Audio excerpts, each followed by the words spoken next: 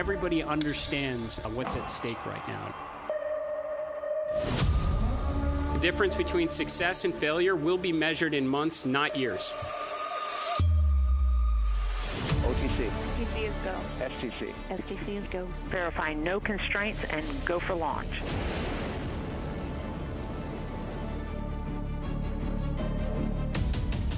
We will explore the frontiers of space and push the boundaries of what's possible. Space Council go. LPs go. RTDs go. This is what it takes if we're going to get the job done.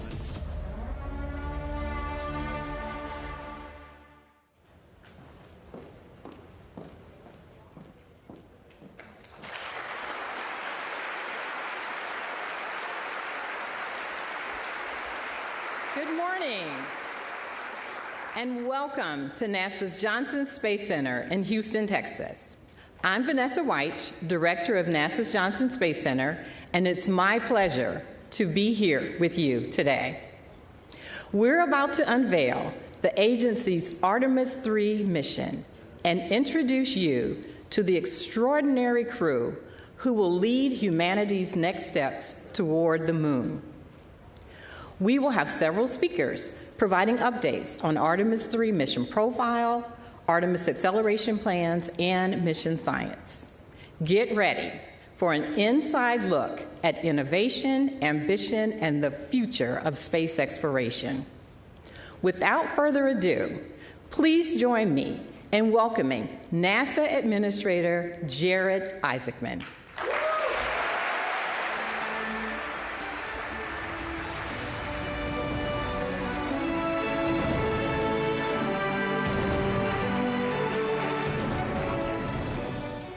Thank you, Vanessa. I am so grateful to be here with all of you as we discuss the Artemis program and announce the 4 astronauts who will undertake this very exciting mission. I want to take a moment to acknowledge the leadership of President Donald Trump, the incredible bipartisan support from Congress, our international partners, including the European Space Agency Director General Josef Aschbacher, Italian Consul General Mauro Lorenzi, and the talent across all NASA centers and the most technologically advanced aerospace industry in the world. All of you are contributing meaningfully to this undertaking and helping us achieve what is such a daring and inspiring and world-changing endeavor. We are returning to the moon, a grand adventure back to the lunar surface to build a moon base, and to do so for all of its scientific, its economic potential, and to master the skills for where we will inevitably go next. The incredible crew of Artemis II was just the beginning, and they did an absolutely outstanding job. As a test mission, they were the first to launch on the SLS rocket and test the Orion spacecraft. Reed Wiseman, Victor Glover, Christina Koch, and Jeremy Hansen showed us the moon again, and they showed us the Earth again. They helped reinvigorate the world's interest in space exploration. And now, just as Mercury, Gemini, and Apollo crews that came before them, Artemis II will pass along all they have learned and hand the torch to Artemis III. Over the next year, they will train for their mission, ensure the lessons learned from the prior crew are implemented, and assist in the development of the landers and operational procedures that will be necessary for their colleagues on future Artemis missions. Artemis III will be an extraordinary demonstration of what is possible when the greatest aerospace companies across the United States, alongside our European partners, come together to showcase the technological might and ambition of the free world. When their training and development are complete, these 4 astronauts will strap into their spacecraft. You will witness the contributions of Boeing, United Launch Alliance, Lockheed Martin, Northrop Grumman, L3 Harris, and Airbus, and many others come together as the SLS rocket ignites the Artemis III crew and sends them into low Earth orbit.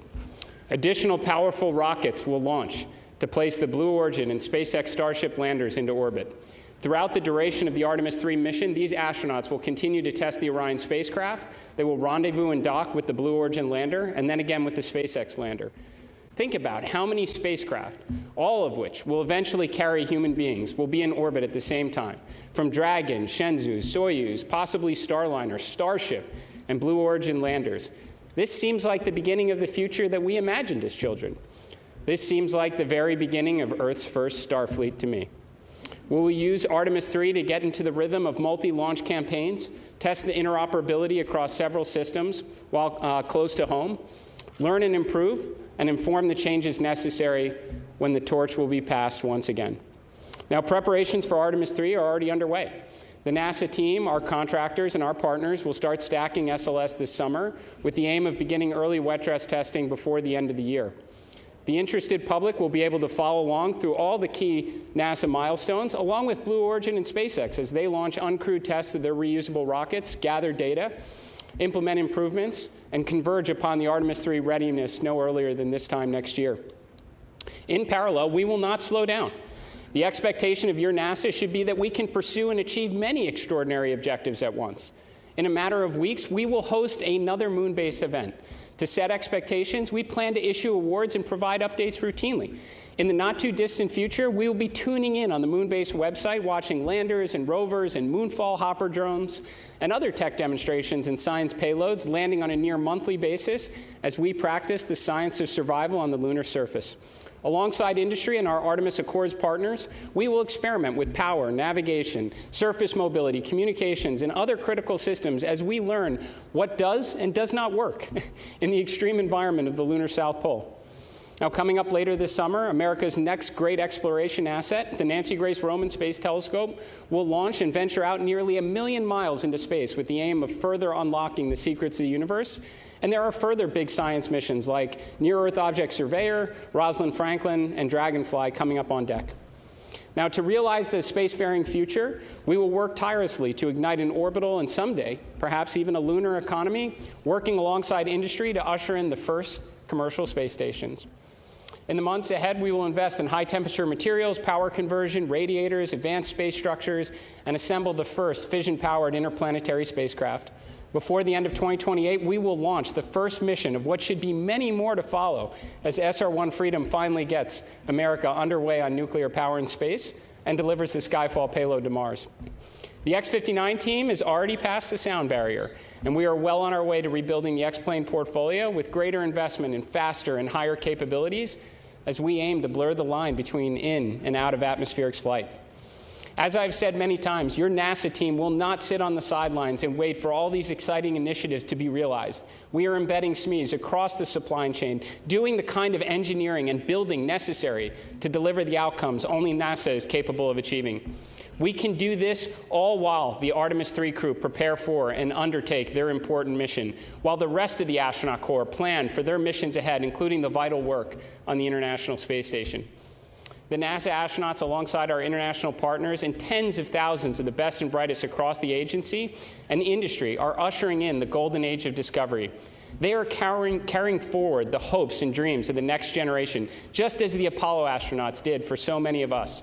When Gene Cernan left the lunar surface on Apollo 17, he said, "We leave as we came, and God willing, we shall return with peace and hope for all mankind." Now, it's taken a little bit longer than he may have imagined, but we are returning, and we do so with the experience of Apollo, the lessons of Artemis II, the crew now of Artemis III, and the promise of what lies ahead, and our collective effort to build out humanity's first outpost on another world. So to the Artemis III crew, we wish you Godspeed on the journey ahead. You carry the fire of exploration from generations past, the confidence of this agency and the support of this nation, and the dreams of millions who will be cheering you on, knowing that what others believe to be impossible happens to be what we do best here at NASA. So ladies and gentlemen, welcome to the Artemis generation. And now I'll turn it over to Jeremy Parsons for an Artemis III update.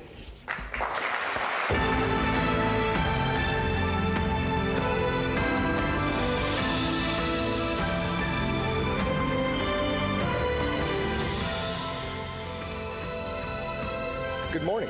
It's great to be here with you and to be part of the excitement as we progress forward towards Artemis III and our future missions to the lunar surface. Since adding the Artemis III test flight before our first crewed moon landing, our team is focused on developing the mission to test about as much as we can how we operate with our commercial partners across systems, teams, software, and hardware in the entirely difficult environment of space. We want to do this in Earth's orbit before we return to the moon and establish an enduring presence there. We demonstrated to the world during Artemis II that we can fly our astronauts around the moon and bring them home safely. The mission gave us insight into performance across all of our systems, how our teams operate together with crew in the deep space environment, thousands of miles from home. That is why we do test flights. We learned. We found things we needed to improve, and our teams are already hard at work solving those issues to make Orion even more capable. Across the Artemis II campaign, one of the biggest things we demonstrated is that testing like we fly puts us in the best position for success. Artemis III is an opportunity to take those lessons and apply them. It enables us to test in space how we will fly on future missions. As the first crewed Artemis mission with commercial spacecraft, this test flight will enable us to prove we can carry out highly choreographed operations with our partners across hardware, interfaces, software, propulsion systems, and life support elements, with crew in the high-stakes space environment. Are we able to launch in sequence with our partners across multiple launch pads and meet up at precise points in space? How do our spacecraft designed and built across NASA and different partners operate together in an integrated way in an unforgiving environment? We will learn how to fly these new spacecraft with new software, new life support systems. Every aspect of Artemis III will give us insight into how to refine our plans for Artemis IV and beyond and buy down risk. The mission, together with the uncrewed lander demonstrations to the moon, is specifically designed and targeted to the most significant risk for a lunar landing. We have many partners involved in making Artemis III successful, and while we recognize there are questions about how Blue Origin's recent anomaly impacts our plans, setbacks are a learning opportunity. We are confident that New Glenn will be ready for Artemis III, together with Blue Origin, but NASA is stepping in and bringing all of our expertise and capabilities to bear. We are working hand in hand with them to meet our commitments to return our nation to the moon. Let me assure you, NASA is taking an active role with all of our partners, contractors, and vendors to help solve the problems that are here today and ensure the right outcomes are achieved. These companies have unparalleled access not only to our agency experts, but also to our test facilities, launch support, technology development at all of the NASA centers across the country. Fundamentally, our approach to Artemis III will remain the same. We will use this mission to reduce risk for our future crewed moon missions with lander test articles from both Blue Origin and SpaceX to ensure we will beat China back to the moon. So we've talked about accelerating the Artemis cadence, and so I wanted to share with you a little about how the pieces of Artemis III are coming together. Our partners are making great progress in lander development. SpaceX's recent flight of its version 3 Starship demonstrated key aspects of their architecture and lander designs, and they are already applying those lessons to their next flight test. Blue Origin's Mark I lander recently completed vacuum testing here at Johnson Space Center. We have a training cabin that's been set up. Astronauts are actively working through that training. The Orion Crew Module and its European-built service module are on track to be integrated together this summer, including the new docking system, which will fly for the first time on Artemis III. Our improved heat shield has been fully inspected and is ready to be installed. We are going to bring updated communication technologies to our missions, including adding optical communication to the spacecraft to improve our data exchange between Orion and the ground. We expect that to enhance what the public can see during the mission. SLS core stage processing is well underway inside the Vehicle Assembly Building at Kennedy Space Center. It arrived there in April, and teams have already mated the 2 segments of the core stage and will install the 4 RS-25 engines later this summer. Design and fabrication of a spacer that will replace the upper stage on Artemis III, because we're flying in low Earth orbit, is already in fabrication at NASA's Marshall Space Flight Center in Alabama. And for the ground systems, when we talk about acceleration, one of the best examples I've seen is that just 17 days after the launch of Artemis II, the mobile launcher was back in the Vehicle Assembly Building, well underway with refurbishment and preparations for stacking. Our teams are getting ready too. The launch team at Kennedy Space Center began conducting launch countdown simulations in May, which include practicing procedures to load propellant into SLS, as well as for launch countdown. At Johnson, mission segments are being simulated and crew training is well underway. Our spacesuit provider, Axiom Space, is making great progress as well. We have suit testing ongoing regularly at the Neutral Buoyancy Lab down the road here in Houston. Pressure garments worn under the suit are fully assembled and undergoing testing, and the components of the suit's primary life support system are in hand and being integrated. We are going to fly the spacesuit aboard the International Space Station to check it out in 2027, and we will perform hardware interface checkouts on at least 1 lander in a spacesuit during Artemis III. Again, this is an area where NASA is taking an active hand. We want to accelerate these deliveries, this hardware, and we're embedding NASA engineers across the board with Axiom and with partners in order to yank schedules to the left. All of this culminates in a mission where for Artemis III, the hardware is real, and we are going to begin stacking SLS rocket hardware this summer. This fall, we plan to roll out a shortened SLS stack with Orion on top. We want to test improved cryogenic seals and put our launch team through their paces, keep the training proficiency up.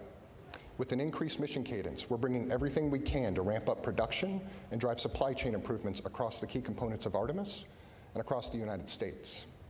We are also moving aggressively to implement modifications to Orion that enable a broader range of lunar missions after Artemis III. This includes looking how Orion can rendezvous in Earth orbit with Starship and use that ship to push Orion to a lunar orbit. So I shared where the hardware is, but let me talk a little bit more about what we expect Artemis III to look like. Artemis III is an incredibly exciting, complicated, and highly coordinated multi-launch campaign. It's going to happen in a short period of time with 3 of the world's most powerful rockets. It will begin with the launch of Blue Origin's lander test article, which can loiter up into space for up to 90 days. This gives us flexibility to launch our crew of 4 and Orion on the powerful Space Launch System launched from Kennedy Space Center in Florida. The crew will fly their journey in low Earth orbit on a circular trajectory around Earth. Orion and the Blue Origin lander design will rendezvous in space, spending about 2 days in docked operations, conducting test technology demonstrations, including inside of Blue Origin spacecraft. More importantly, we intend to dock, perform integrated stack control, have crew cross the hatch, operate the lander, and get critical test of the life support systems that can only be done in space. This gives our teams key information on systems the lunar lander crew will depend on in an environment close to home versus 4+ days away around the moon. After docked operations, Orion will detach and await Starship. SpaceX's Starship lander test article will launch and meet up with Orion and our crew. Orion and Starship will dock, be connected together for about a day before the crew transitions to preparations for returning home, splashing down in the Pacific Ocean to a waiting recovery team made up of the US Navy and NASA. In total, we expect the mission to last around 2 weeks. This mission is deliberately designed to take calculated risks so that future crews will be safer and ultimately successful when we put boots on the lunar surface. The complexity of our integrated operations across multiple launches, spacecraft, rendezvous, docking is greater in many ways than Artemis II. NASA, together with our partners, thrives in these challenging situations. Each of us are coming together for success. Human spaceflight is not for those who want to chart an easy course, but every decision we make about Artemis III will be informed about how it can help us ensure our mission success for the lunar surface. Artemis II reminded the world what we can do when we move together with clarity, discipline, and shared purpose. What the world saw was a successful mission. What we saw behind the scenes was years of coordination, planning, testing, problem solving, and collaboration with industry partners and government organizations. We are going to apply that same focus for Artemis III, and our teams are ready. To our crew, thank you for taking on this responsibility to train and fly for Artemis III. You have our commitment that we will do everything possible to keep you safe as you enable us to push the boundaries of space exploration. I'll now turn things over to John Caloris of Blue Origin.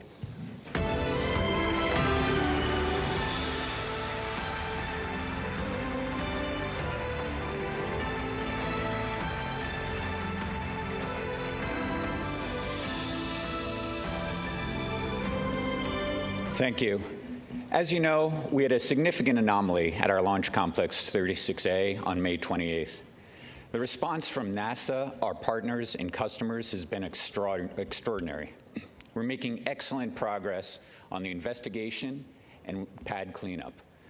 We'll begin rebuilding once cleanup is complete, while continuing construction at Launch Complex 36B. Blue Origin's lunar engineering and production teams are continuing the pace for production of Mark I landers for Moon Base and for Artemis vehicles, with multiple serial numbers in build.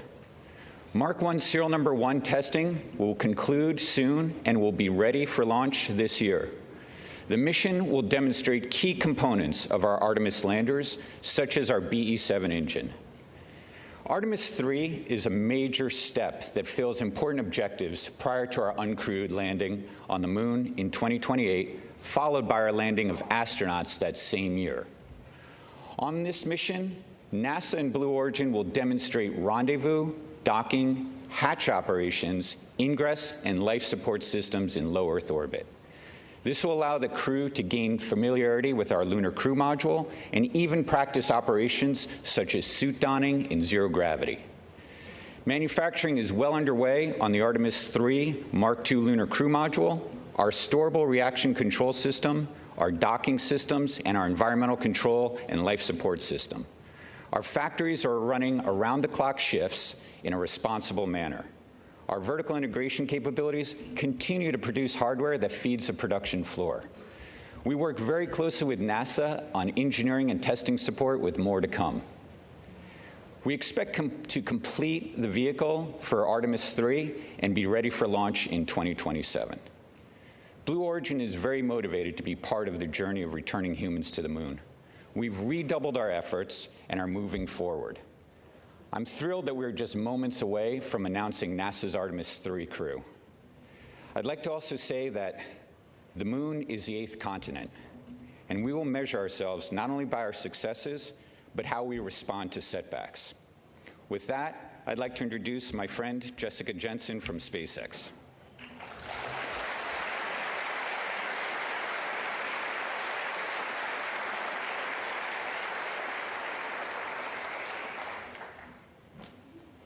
Good morning, everyone. I'm Jessica Jensen, and on behalf of SpaceX, I want to first say early congratulations to the astronauts who will get to fly on this awesome mission next year. And thank you for the critical role you're about to play in pushing humanity forward. I also want to say that SpaceX is incredibly honored, as always, to continue to be a part of NASA's most critical missions as we all work together to establish a permanent human presence on the moon.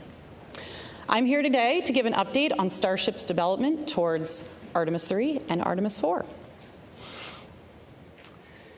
We've made substantial progress towards developing Starship and preparing for the NASA HLS missions. We just flew our 12th flight test and successfully debuted version 3, or V3, of the Starship and Super Heavy booster, along with the new Raptor 3 engines and a new launch pad, all of which were developed through years of ground and flight testing. We are currently building several ships and boosters in parallel at Starbase, and we are actively building out 3 more Starship launch pads in Florida and Texas. We believe this, combined with full reusability, is going to lead to unprecedented launch rates and achieving aircraft-like operations, which has always been our goal. The V3 design of Starship is planned to be the vehicle for propellant transfer, our uncrewed missions to the moon, and for the HLS crewed lunar landing. Our HLS design and operations leverage years of proven experience from our NASA crew and cargo missions to the space station, from our high flight rate on Falcon 9, which is currently once every 2.5 days, and from reusability of Falcon fairings and boosters. Additionally, the docking hardware we're using for HLS is nearly identical to what we use currently on Dragon, and many of the rendezvous and proximity sensors that we're going to use for prop transfer and HLS have been flying on Dragon missions for many years. We're also actively building our first flight fidelity Starship HLS cabin at Starbase. The primary structure is assembled and prepared to be outfitted with key functional systems like avionics, power, life support systems, and more to come in the next few months. Later this year, we are targeting our in-space ship-to-ship propellant transfer demonstration. This is a core technology that will enable Starship to land humans and massive amounts of cargo on the moon. Then next year, we'll support Artemis III and the planned rendezvous and docking with Orion in low Earth orbit. For that mission, we're going to be using a V3 vehicle off the line with an added docking adapter.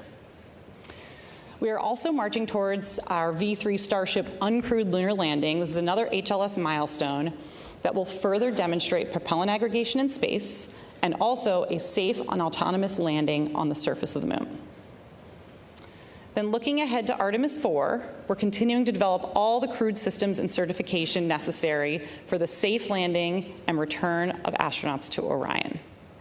We have an updated plan with NASA that includes docking Starship with Orion in Earth orbit instead of NRHO, and then we use Starship to actually do the translunar injection with Orion attached. Then it will send them both to low lunar orbit before the landing.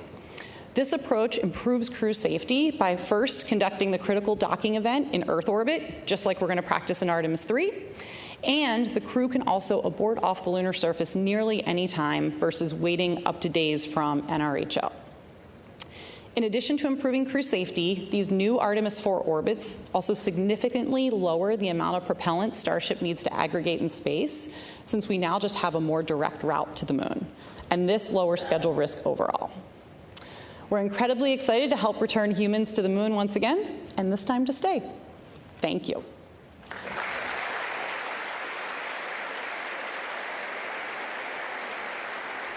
And now I will turn it over to Dr. Nikki Fox, head of NASA Science. And she is going to talk about Artemis III science.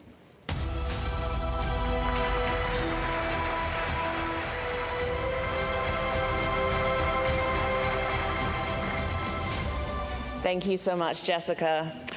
Well, while Artemis II was all about moon joy, Artemis III will be all about Earth joy. We will be studying the route from Earth, and our Artemis III crew will be our mission scientists. Since Artemis III is a technical mission, the science we will be doing will look just a little bit different. We will study Earth's atmosphere, the environment around Orion during the mission, and the impact of space's influence within the Orion capsule.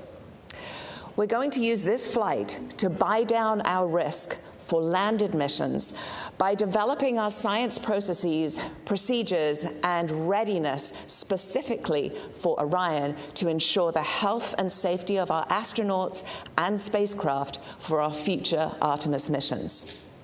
And the best way to do it is by taking real data that is uniquely enabled by this mission.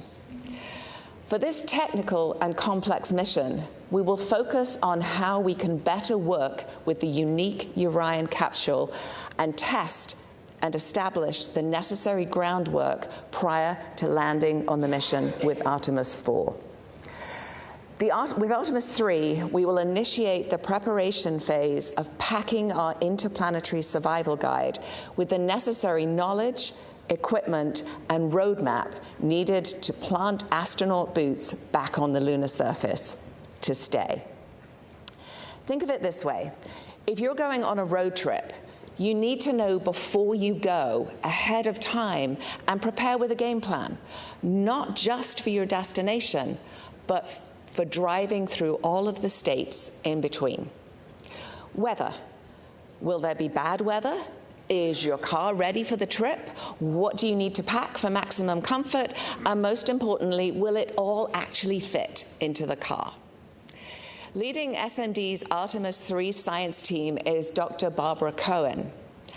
Barbara's team will be gathering the necessary information now so we can be ready for Artemis IV to begin that sustained presence on the lunar surface. Now, I know you all saw the joy of the science team during Artemis II. During Artemis III, we are continuing that great work to build up our scientist corps who will support future Artemis missions. By nailing down our processes now, we will be ready to hit the lunar surface running, saving time and space on Orion, and above all, squeezing out every drop of the critical science opportunities we have before us to make future missions a success. They will be collecting unique science that cannot be done elsewhere. Now, one way we'll be doing this is we'll be doing an observation campaign of the dynamic phenomena on the Earth, on our sun, and around the environment in space from Orion by using the processes that we developed for Artemis II. Having the Artemis III crew observe the Earth will be another great exercise for our teams to help guide the observations in a similar way on the Moon. These methods were adapted from the crew Earth observations proven already aboard the International Space Station. We will be focused particularly on understanding our Earth's atmosphere and the space environment in and around Orion through their observations. By observing Earth's atmosphere and how space weather impacts it, we can better understand how to protect the critical space-based technology there and all of that we rely on, as well as our future astronaut crews traveling through that region. To better predict how the sun will impact our atmosphere and also Orion, we have to not only look at our closest star, but we also have to look back at the Earth's atmosphere itself. Although the astronauts are not leaving the protective jacket of Earth's magnetosphere during this mission, future Artemis crews traveling to and exploring on the Moon and Mars will operate well outside Earth's magnetosphere and will be exposed to the harshest elements of deep space, including radiation. Now, this makes space weather research all the more vital as we move forward on the Artemis program, and our NASA space weather stations situated in strategic locations across our solar system are absolutely ready. When the sun triggers space weather events, the conditions in Earth's atmosphere can increase drag on the spacecraft. Now, this friction-like force pushes back against the vehicle, gradually draining its orbital energy and causing it to lose altitude over time, a process that we call orbital decay. This drag is highly sensitive to solar activity. So by analyzing atmospheric behavior, we can gain insight into different conditions by looking at how the atmosphere slows Orion down at different points in its flight. Understanding the environment outside Orion will also inform us of what future science instruments we could put on the outside of that vehicle. We're also using our ground-based assets across the world to look at Orion in low Earth orbit. And this is an opportunity that was not possible during the Artemis II mission due to the very quick time they spent in LEO. We are also characterizing the Orion capsule itself.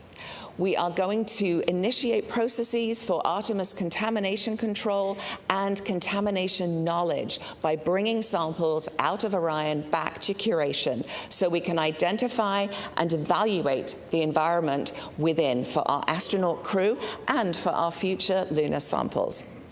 This will help us remove any background noise that may return with our lunar samples, so we can subtract it out of the characterization of the samples and really get to the core of what they are. We will be doing all of this while also studying how our crew safely live and operate in space and within the Orion capsule, thereby ensuring future mission success. Now, we're still at the beginning with our planning for science, so stay tuned as there will be more exciting science yet to ride along with Artemis III.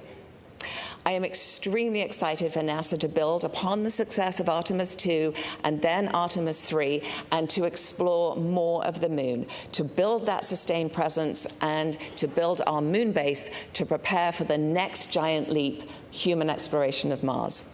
All while we lead the world doing paradigm-shifting science. At NASA, science enables exploration, and exploration enables science.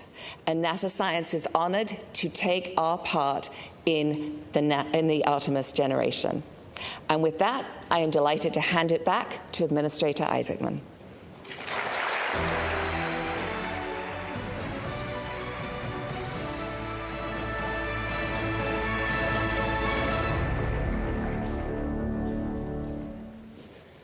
Okay. So you want to find out who the astronauts are? All right. Well, thank you, Jeremy, John, Jessica, and Nikki for providing these incredible updates. Now, before we proceed, I would like to invite Vanessa, our center director here, to please join me on the stage. I'd also like our deputy administrator, Matt Anderson, if you could join us, our associate administrator, Amit Trushia, director general of the European Space Agency, Josef Aschbacher, and Lori Glaze, who's going to lead our human spaceflight efforts, Norm Knight, our flight operations director, and Scott Tingle, our chief astronaut. If you would, please join us on the stage.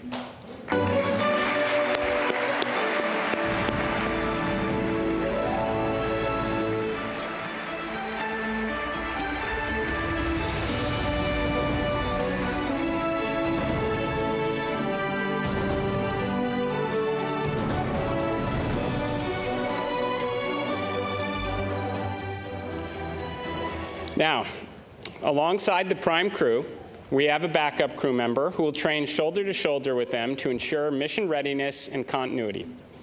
Test pilot Air Force colonel, and former SpaceX Crew 4 pilot, stands ready to join the team if necessary, Artemis III backup crew member, Bob Hines.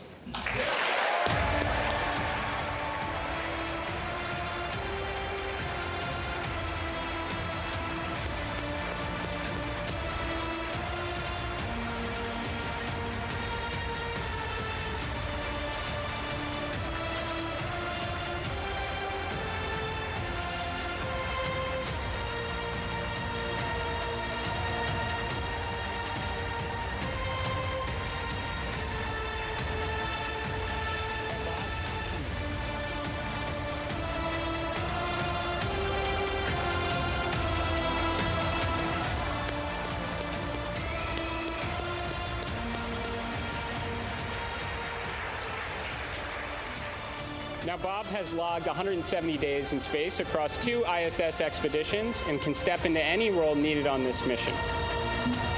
Now, moving on to our mission specialist for Artemis III, test engineer and Coast Guard Reserve Commander, making his first space flight, mission specialist Andre Douglas.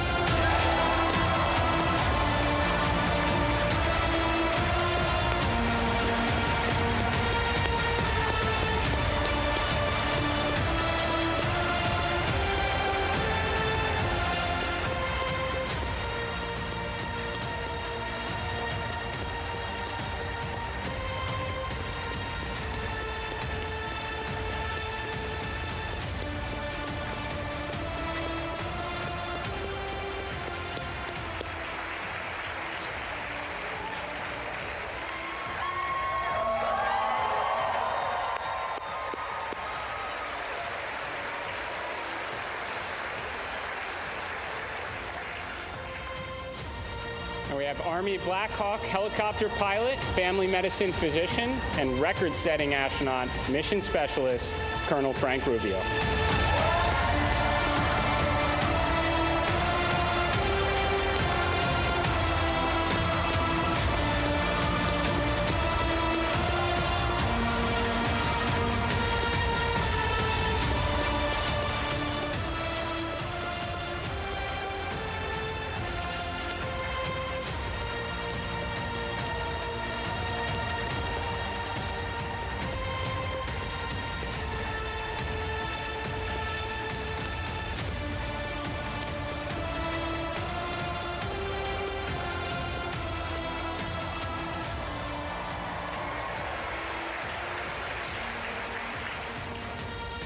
Now on to our pilot, 2-time flyer, ESA astronaut, the first Italian space station commander, and Italian Air Force colonel and test pilot, Luca Parmitano.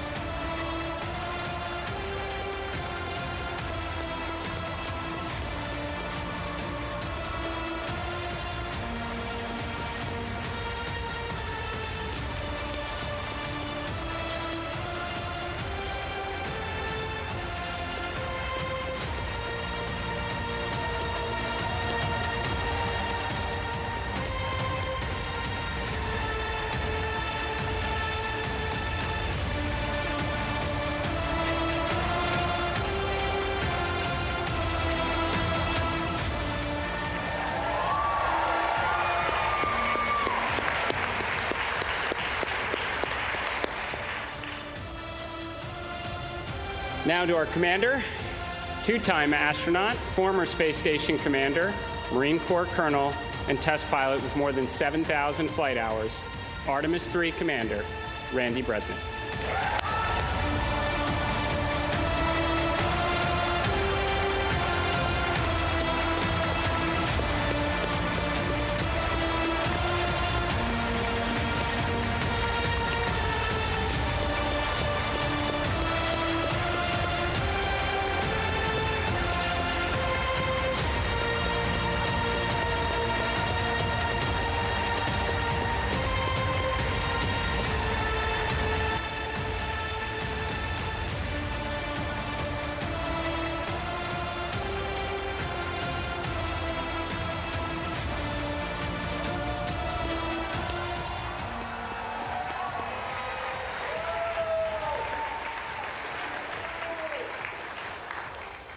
All right, let's give it one more round of applause for your Artemis III prime crew.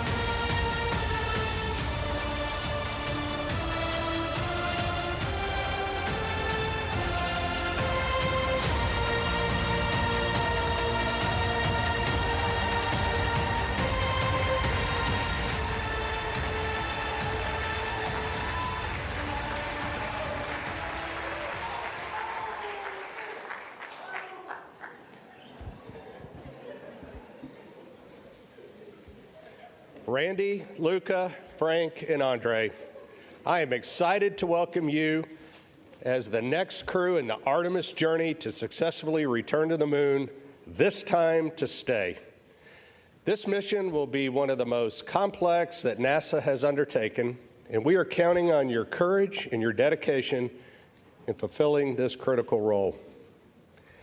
It also underscores the importance of both international and commercial collaboration.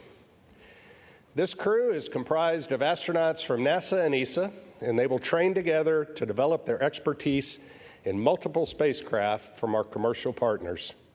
All of this while working hand in hand with the flight control team that works tirelessly to manage risk, ensure crew safety, and of course, mission success.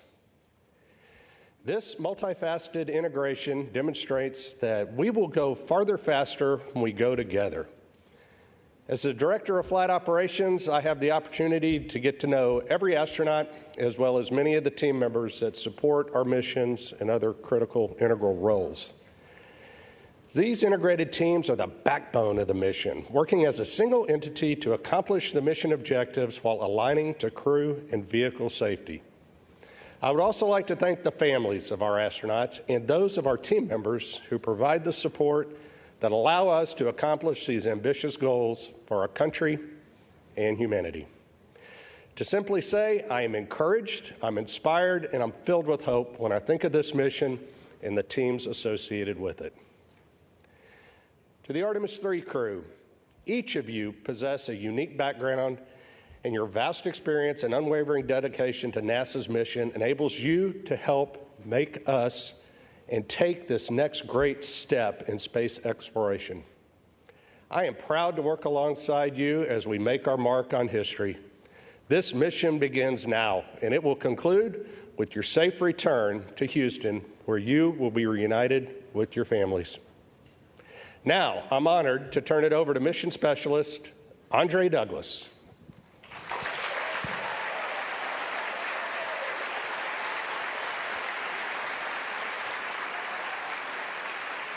Wow, what an amazing day it is today. My brain, it is going a mile a minute right now, but my heart, it is so warm. It is so full. And I can't thank everybody who's been along with my journey, but I got a few tonight I got to give a shout out to. So Mom, thank you so much for believing in me, this whole time. All these years, you prayed for me, you thought about me, and I'll always appreciate that. And Dad, that work ethic that you showed, I was trying to emulate you.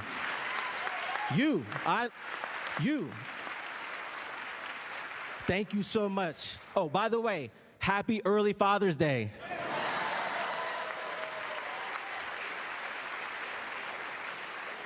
And to Rachel, my lovely wife, thank you, babe.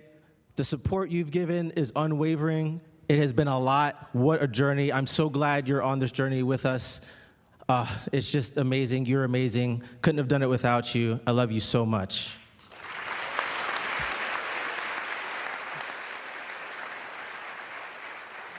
And to my boys, if you put in the hard work, and you think big, you can do just about anything you want to do. Surround yourself with good people. You can do this. You can do whatever you want. You just got to try hard. All right? So, I don't have enough time to go through everybody out there, but we really appreciate you guys supporting us. This mission is going to be fantastic. What an excellent crew. Very proud to serve with these gentlemen. Very fine crew. And go Artemis, go NASA.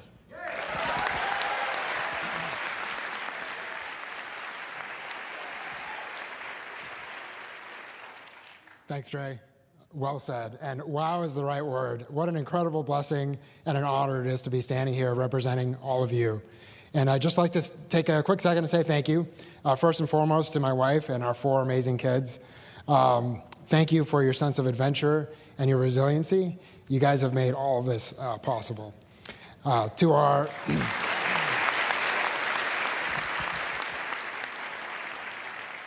To our community of friends and family who've always been there when we most needed them, we've called upon them many times, and they've always stepped up. So thank you guys. You know who you are. And then last but absolutely not least is to the NASA team, NASA community, to our leadership, to our engineers, our flight controllers, our flight directors. You guys are the ones that make this happen. So thank you. And last, but definitely not least, is to our peers, CB, and all the support staff that we have. We look forward to representing you guys and to helping take the next step so that we can watch you guys continue to make history. So thank you, and go Artemis III.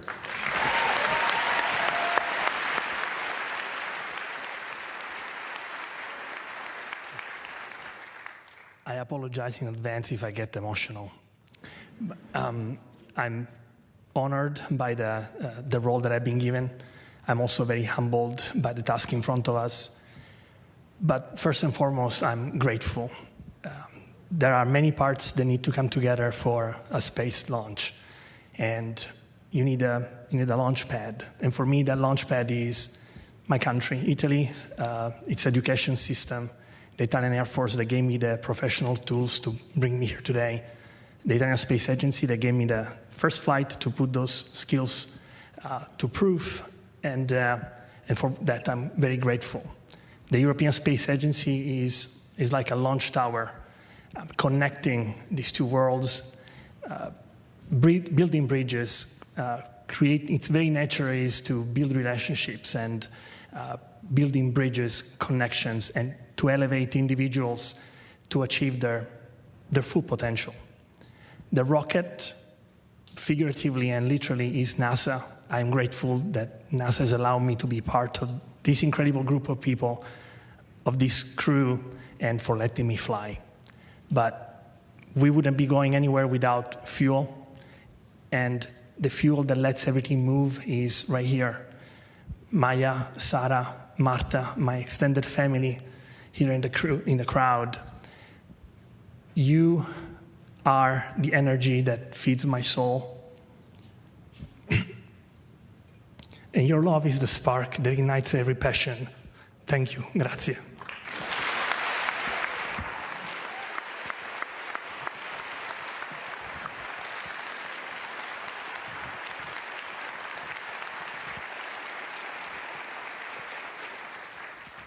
I'll echo the amazing words of my colleagues. Wow.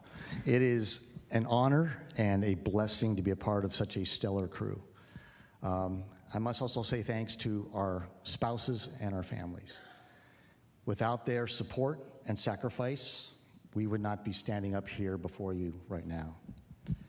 To my wife, Rebecca, you're the love of my life, my rock, thank you. And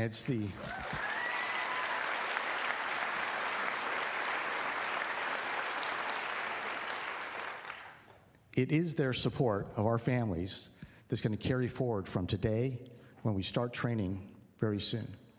Carry us all the way to when we launch off Earth until we are returned to them safely after splashdown back here on planet Earth.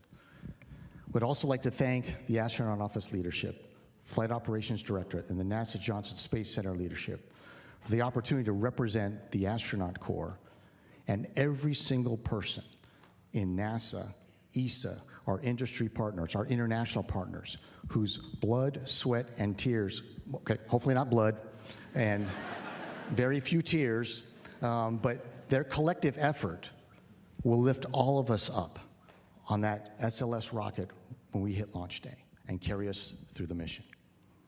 We'd also like to thank NASA leadership and our ESA leadership for the opportunity to represent all of humanity from this spaceship Earth that we will carry forward into the Artemis as we execute this Artemis mission, extending human spaceflight into the future and exploring the cosmos. Now, spaceflight is hard, and that's why the most important Artemis mission will always be the next Artemis mission, where we are doing flight tests on every single flight, incrementally determining the flight envelope, expanding it, proving out capabilities, and making the operational procedures that we have more and more precise. Because every single mission we will do after this will be more challenging and more complex.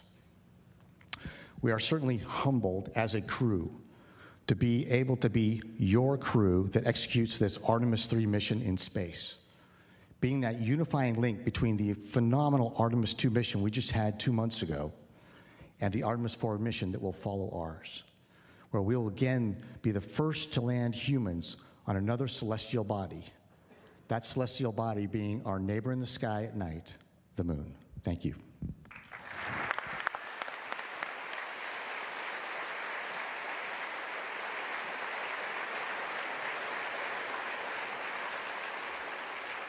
In the words of the crew, wow. That was truly special. Thank you, Artemis III crew. Hearing from each of you has inspired everyone supporting this mission across the globe. We're all in. This mission is going to captivate the world and bring us Earth joy. Let's look ahead at what's in store for Artemis III.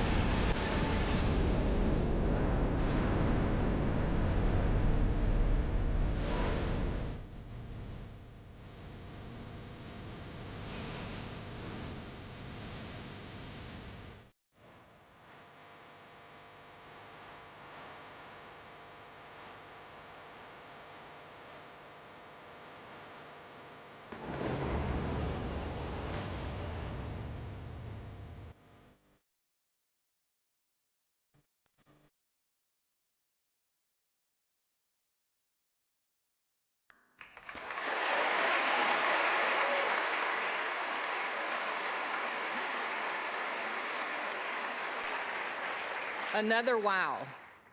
Artemis brings us together, uniting partners from around the world in pursuit of a common goal. With that spirit of global collaboration, I would now like to invite ESA Director General Josef Aschbacher back on stage for a few remarks.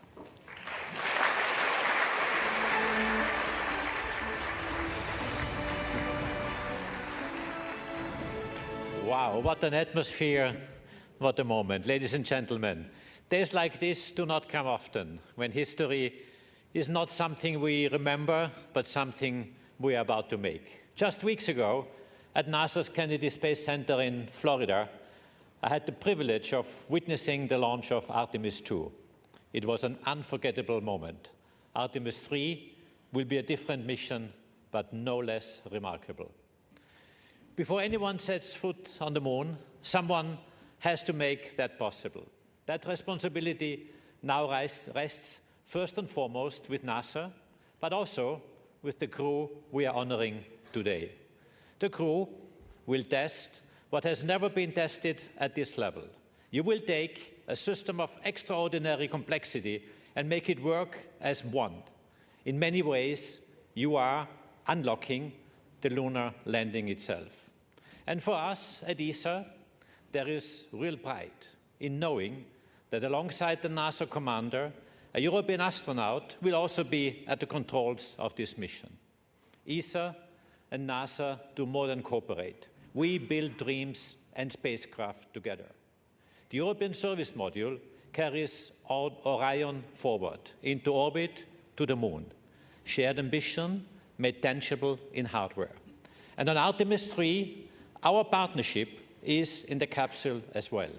It's Luca, a test pilot by training with 2 missions to space, a commander of the International Space Station. He has seen spaceflight from every angle that matters. Colonel in the Italian Air Force, combat ready, qualified, highly decorated, a proud father of 2 daughters. And he has been tested.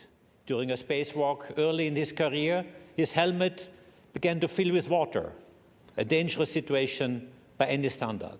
He handled it with calm and clarity and brought himself back safely. That tells you more about an astronaut than any CV ever could.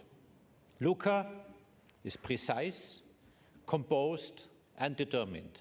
Yes, I'm sure he brings a touch of Italian ease to the cockpit. He is exactly the right person for this role, and he is ready. At ESA, we are ready as well.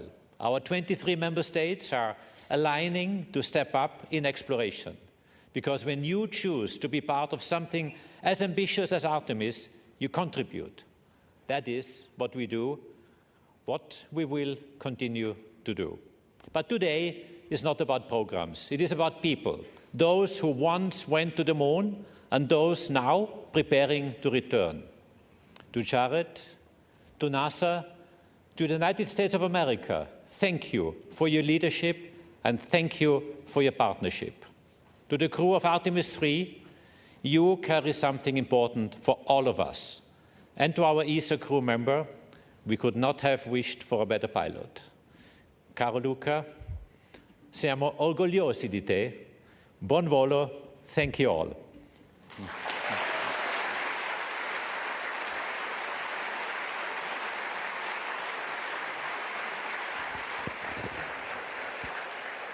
Thank you, ESA Director General Aschbacher.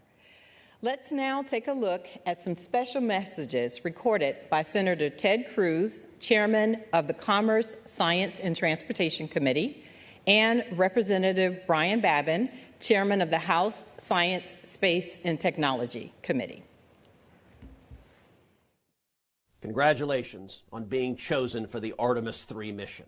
It's a big damn deal. Following the extraordinary success of Artemis II, America has entered a bold new era of space exploration and discovery.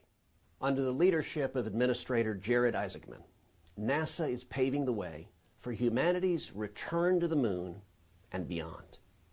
As the chairman of the Senate Commerce Committee, I've been proud to author or co-author nearly every major piece of space legislation in the last 14 years. I've led the fight to advance the NASA Authorization Act and secured landmark investments in the Working Families Tax Cut Act to ensure the future of Artemis is bright, robust, and enduring. Now this crew, each of you, will turn those investments into reality. At a time of growing competition with China in space, this mission will strengthen America's leadership, expand our economy, and help secure a lasting American lunar presence. When America commits to a mission, we lead and we succeed. You will make our nation proud. Thank you for your commitment to this great nation's space program, and may God continue to bless the United States of America.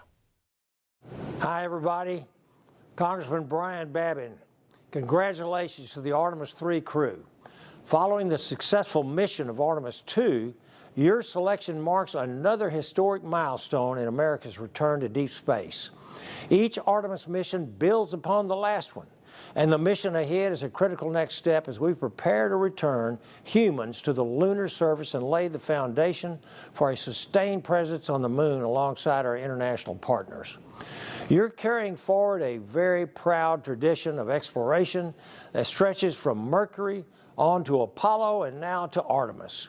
Through your dedication, courage, and service, you will help open a new chapter in humanity's journey beyond Earth. As you begin preparing for this mission, please know that you have the support of the American people. We will be praying for your training, for your families, and for your success in the months ahead. I am deeply honored to play a small part in supporting America's space program. I'm very proud of each of you for answering the call to explore. May your mission inspire future generations to dream boldly, to dare greatly, and to carry the spirit of discovery farther than ever before. God bless you. Thank you.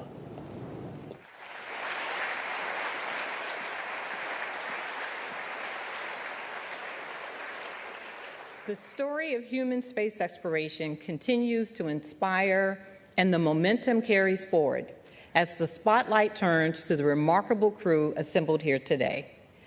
Randy, Luca, Frank, and Andre, we have a special group of people who would like to share some words with each of you. Joining us now, we have some of the Artemis II crew. Please help me in welcoming Reed, Victor, and Christina.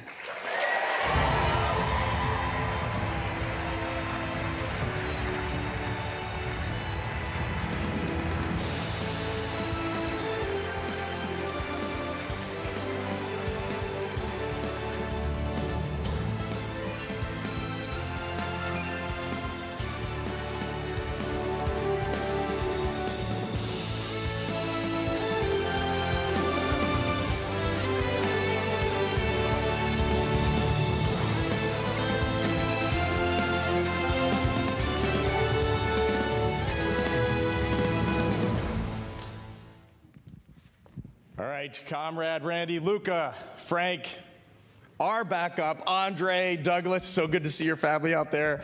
So good to see all the families. On behalf of myself, Christina, Victor, and we all know Jeremy wishes he was going to be here today, that he could be here. We just want to say how completely fired up we are for you. I hope you saw us down there cheering, screaming as loud as we could. And Randy, in your comments, I really loved when you said that you all are the link from two to the surface. And that really resonated with me. And you guys know, because you work in the office, we've been carrying these batons around for way too long. And so with that, the Artemis II crew, comrade, hands you the baton. You got the controls.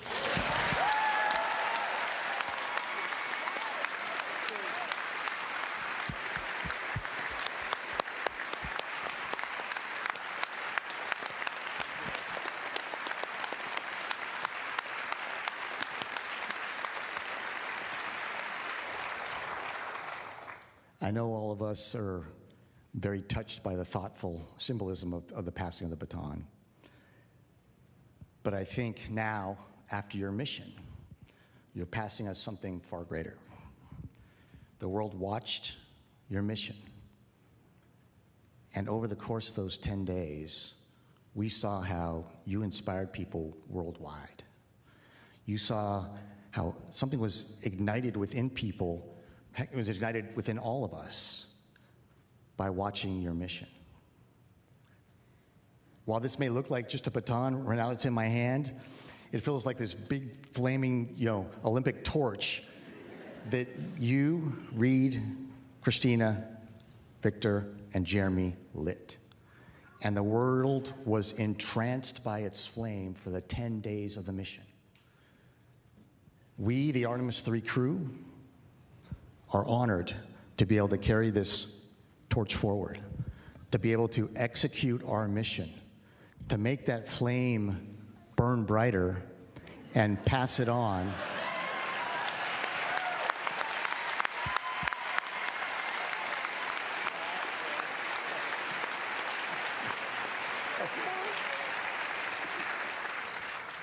And be able to pass that flame on to the next crew that's out here. And so it is our distinct honor and privilege and echoing the immortal words of Apollo 11's Michael Collins, to be carrying the fire through the next Artemis mission. Thank you.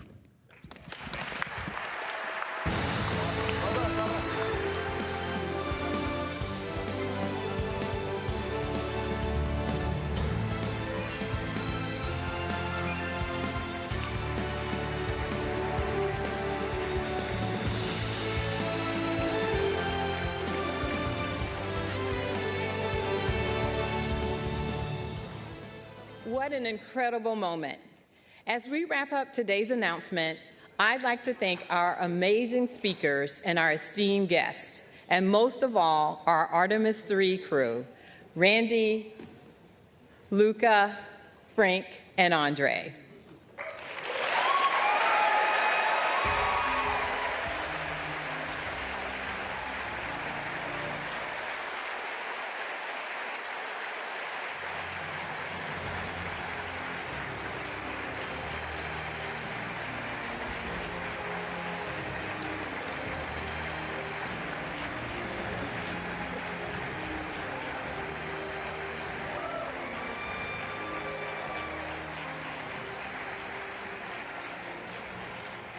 As you prepare to embark on this next giant leap, know we stand united, ready to support you at every turn with mission excellence, pushing the boundaries of what's possible for the benefit of all humanity.